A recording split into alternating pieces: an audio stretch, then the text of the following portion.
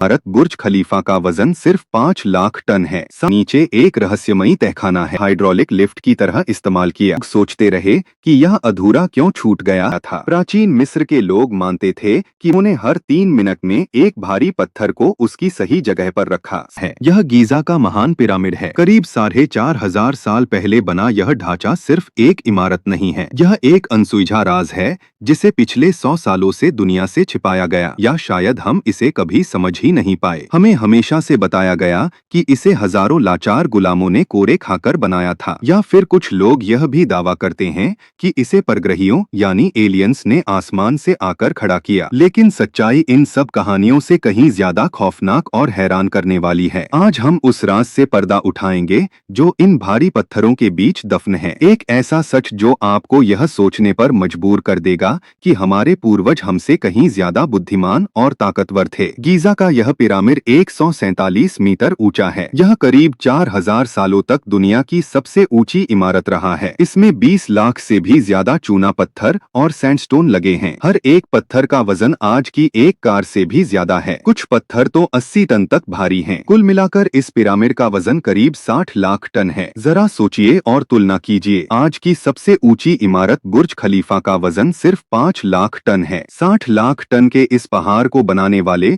Pharaoh Khufu के पास आज की तरह क्रेन या बुलडोजर नहीं थे। उस वक्त लोगों के पास पहिए वाली गाड़ियां भी नहीं थीं। पहिए का इस्तेमाल उस समय सिर्फ मिट्टी के बर्तन बनाने के लिए होता था। फिर भी उन्होंने कुछ ऐसा बनाया जो आज तक शान से खड़ा है। इस नामुमकिन काम को आखिर मुमकिन कैसे किया गया? कहानी की शुरुआत जमीन के ऊपर से नहीं बल्कि जमीन के नीचे से होती है। पिरामिड के नीचे एक रहस्यमयी तहखाना है। इसे सबटरेनियन चैम्बर कहा जाता है। यह जमीन से करीब 30 मीटर नीचे खोदा गया था। सालों तक लोग सोचते रहे कि यह अधूरा क्यों छूट गया और इसका क्या काम था। लेकिन आज के आधुनिक विज्ञान ने इसका असली मकसद खोज निकाला है। यह कोई तहखाना नहीं था, यह एक जियोटेक्निकल इन्वेस्टिगेशन यानी जमीन की मजबूती जांचने का तरीका था। प्राचीन मिस्र के इंजीनियर यह देखना चाहते थे कि क्या नीचे की चट्टानें इस 60 लाख टन के पहाड़ का वजन सह पाएंगी। उन्होंने गहराई तक सुरंगें खोदी और जब उन्हें यकीन हो गया कि जमीन की बुनियाद मजबूत है, तभी उन्होंने ऊपर का काम शुरू किया। यही वजह है कि 4500 साल बीत जाने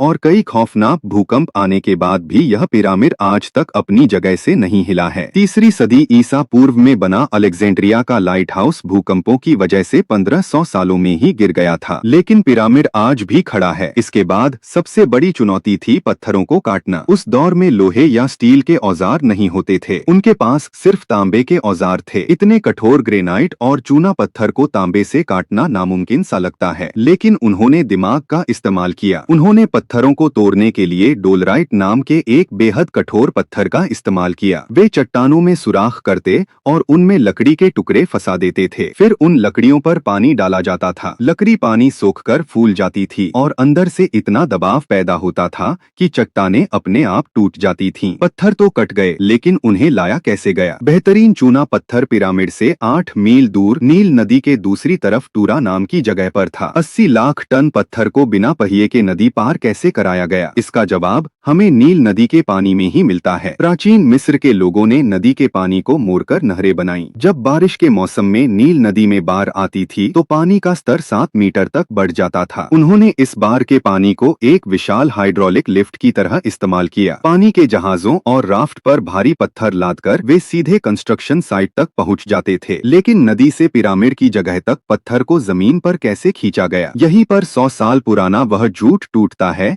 जो हमें फिल्मों में दिखाया गया है। एक बहुत ही मशहूर पेंटिंग बिजेहुटी नखत के मकबरे से मिली है। यह पेंटिंग करीब 1900 ईसा पूर्व की है। इसमें 170 लोग रस्सियों से एक भारी मूर्ति को स्लेज पर खींच रहे हैं। अगर आप इस पेंटिंग को ध्यान से देखें तो मूर्ति के बिल्कुल आगे एक आदमी रेत पर पानी डाल रहा। पर कुछ वैज्ञानिक मानते हैं कि हर पत्थर को घसीट कर नहीं ले जाया गया था। अकियो काटो नाम के एक रिसर्चर की थ्योरी के मुताबिक कुछ भारी पत्थरों के कोनों को काटकर उन्हें अष्टकोणीय यानी 8 कोनों वाला बना दिया गया था। इससे पत्थर का वजन 10% तक कम हो जाता था। और सबसे बड़ी बात, उसे घसीटने के बजाय आसानी से रस्सियों की मदद से लुढ़काया जा सकता था। गोल आकार में होने की वजह से पत्थर को खींचना बहुत आसान हो जाता था। सोचिए, घर्षण से लड़ने के बजाय उसे अपने फायदे के लिए इस्तेमाल करना। यह इंजीनियरिंग का एक ऐसा चमत्कार है जो आज के वैज्ञानिकों को भी सोचने पर मजबूर कर देता है। अब सबसे बड़ा राज सामने आता है, पिरामिड का आकार। चारों कोनों से उठती हुई दीवारें आसमान में ठीक एक ही बिंदु पर कैसे मिल सकती हैं? वह भी तब जब आपके पास जीपीएस या आज का कोई आधुनिक उपकरण न हो। अगर नीचे से कोई भी दीवार 1 इंच भी खिसक जाती तो ऊपर जाकर वह कई मीटर का फासला बन जाती और पिरामिड कभी पूरा नहीं होता। इस राज को सुलझाने के लिए उन्होंने एक ऐसी तकनीक का इस्तेमाल किया जो आज हमें दांतों तले उंगली दबाने पर मजबूर कर देती है। ऐसा माना जाता है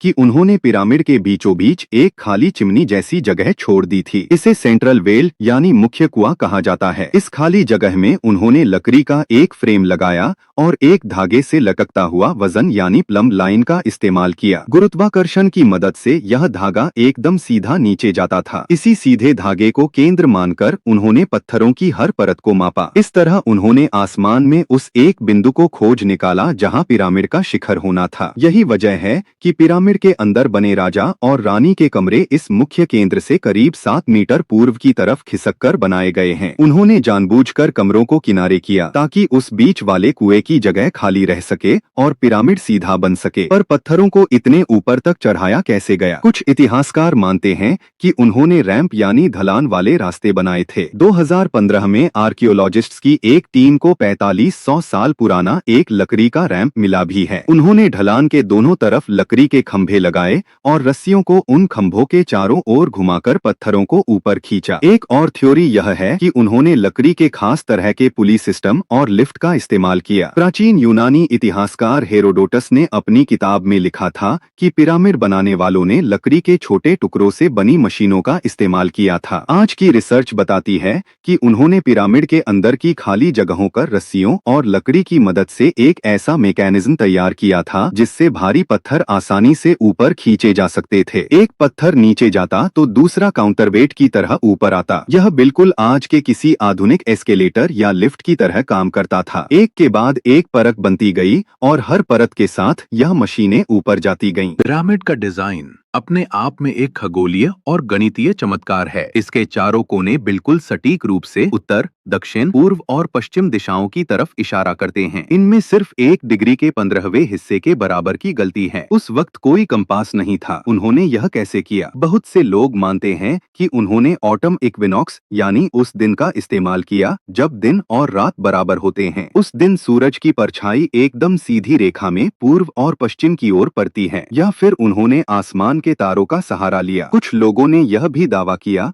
कि पिरामिड ओरायन बेल्ट के तारों के साथ जुड़े हुए हैं, लेकिन आज के खगोल शास्त्रियों ने साबित कर दिया है कि यह सच नहीं है, क्योंकि हजारों सालों में तारों की जगह बदल जाती है। असल में प्राचीन मिस्र के लोग गणित और सितारों के विज्ञान में इतने माहिर थे कि वे बिना किसी आधुनिक उपकरण के यह सब कर सकते थे। और इन पत्थरों को आपस में जोड़ने के लिए जिस मोर्टार यानी मसाले का इस्तेमाल हुआ है वह भी एक बड़ा रहस्य है। वैज्ञानिक आज उस मोर्टार का रासायनिक फॉर्मूला तो जानते हैं, लेकिन वे आज की किसी भी आधुनिक लैब में उसे दोबारा नहीं बना पाए हैं। यह मसाला इतना मजबूत है कि समय के साथ पत्थर टूट सकता है, लेकिन यह जोड़ कभी नहीं टूटता। इसी मसाले ने इन पिरामिडों को अनगिनत भूकंपों से बचा कर रखा है। सबसे आखिर में इस पिरामिड को पूरा करने के लिए इसके ऊपर चमचमाते सफेद चूना पत्थर की एक परत चढ़ाई गई थी। जब सूरज की तेज रोशनी इस पर पड़ती थी तो यह पिरामिड मीलों दूर से किसी विशाल हीरे की तरह चमकता था। वक्त के साथ मौसम की मार और चोरी की वजह से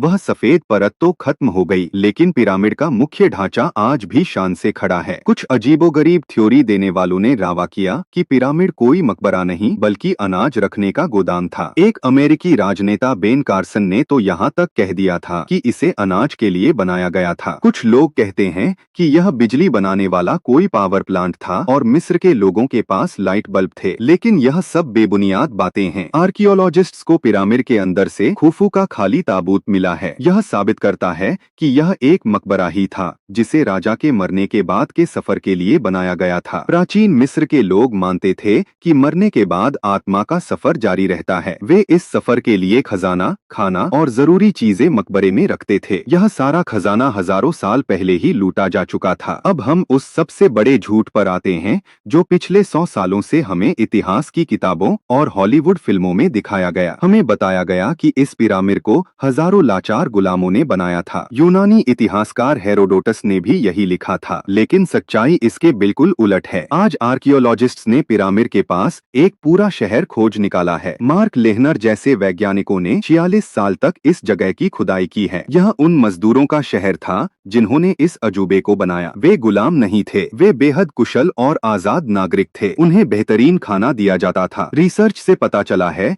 कि इन मजदूरों को हर हफ्ते 74 गायें और 257 भेड़ बकरियां खाने को दी जाती थीं। उनका पूरा मेडिकल ख्याल रखा जाता था, यहाँ तक कि उनकी चोटों का इलाज करने के लिए डॉक्टर भी मौजूद थे। प्राचीन मिस्र में एडविन स्मिथ पेपिरस जैसे मेडिकल ग्रंथ मिले हैं जो बताते हैं कि वे लोग सर्जरी और खोपड़ी की चोटों का इलाज करना भी जानते थे। जब नील नदी में बाढ़ आती थी और खेतों में काम करना नामुमकिन हो जाता था, तब देश भर के किसान इस राष्ट्रीय प्रोजेक्ट में अपना योगदान देने आते थे। यह उनके लिए कोई सजा नहीं थी, बल्कि यह उनके भगवान जैसे राजा के लिए एक भक्ति का काम था। यह एक ऐसा दौर था जब पूरा देश एक साथ खड़ा था। करीब 20 से 30 हजार लोगों ने दिन रात काम करके इस पिरामिड को सिर्फ 20 सालों में तैयार कर दिया। यह कोई छोटी बात नहीं है। इसका मतलब है कि उन्होंने हर 3 मिनट में एक भारी पत्थर को उसकी सही जगह पर रखा। साल के हर दिन। सालों तक हमने इस इतिहास को गलत नजरों से देखा। हमने परग्रहियों यानी एलियंस की कहानियां गढ़ी। हमने जादू टोने की बातें की, क्योंकि शायद हमें ये मानने में शर्म आती थी कि हजारों साल पहले के इंसान